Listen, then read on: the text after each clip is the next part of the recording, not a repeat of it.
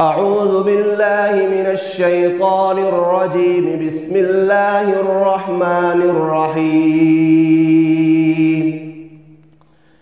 تبارك الذي بيده الملك وهو على كل شيء قدير.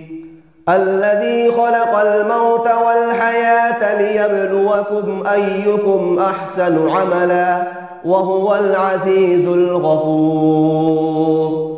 الذي خلق 7 سماوات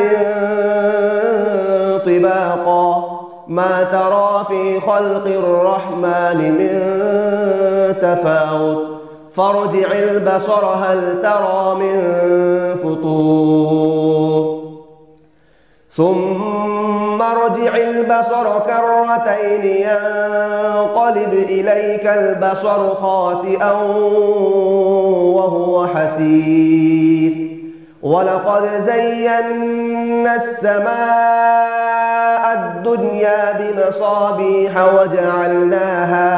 وجعلناها رجوما للشياطين وأعتدنا لهم عذاب السعير. وللذين كفروا بربهم عذاب جهنم وبئس المصير. إذا ألقوا فيها سمعوا لها شهيقا وهي تفور تكاد تميز من الغيظ.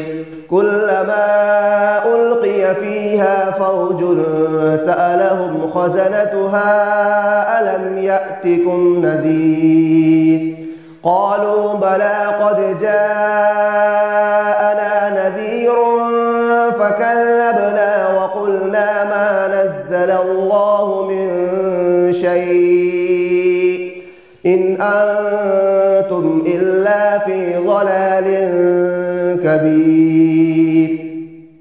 وقالوا لو كنا نسمع أو نعقل ما كنا في أصحاب السعير فاعترفوا بذنبهم فسحقا لأصحاب السعير.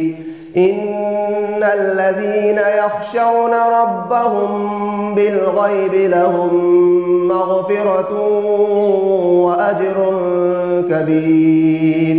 وأسروا قولكم أو اجهروا به إنه عليم بذات الصدور. ألا يعلم من خلق وهو اللطيف الخبير. هو الذي جعل لكم الأرض ذلولا فامشوا في مناكبها وكلوا من رزقه وإليه النشور. أأمنتم من في السماء أن يخسف بكم الأرض فإذا هي تمور أم أمنتم من في السماء أن يرسل عليكم حاصبا فستعلمون كيف نذير. ولقد كذب الذين من قبلهم فكيف كان نكير.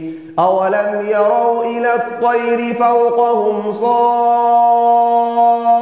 صافات ويقبض ما يمسكهن إلا الرحمن إنه بكل شيء بصير.